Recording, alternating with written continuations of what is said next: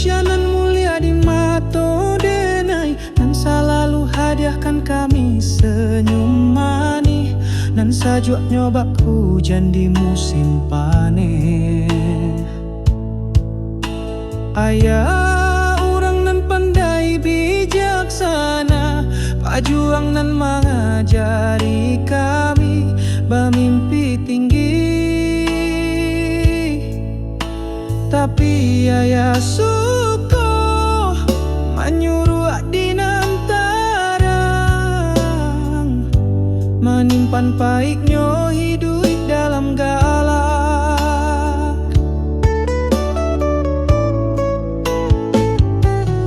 Ayah bercerita tentang kerajo, rupanya hanya untuk menghibur kami nan risau.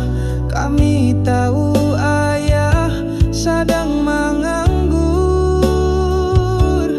Ketika kami ajak makan bersama, ayah selalu mengalah. Ayah masih kenyang nak kecek ayah sambil galak. Kami tak tahu ayah sedang lapar.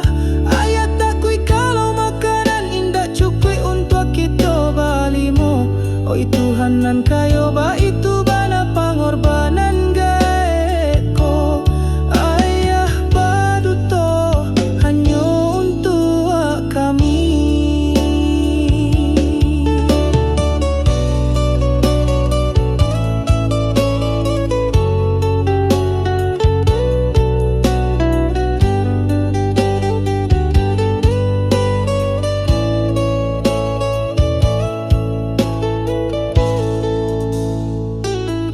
Setiap pagi tiba ayah mendorong gerobak, berjalan mencari rezeki.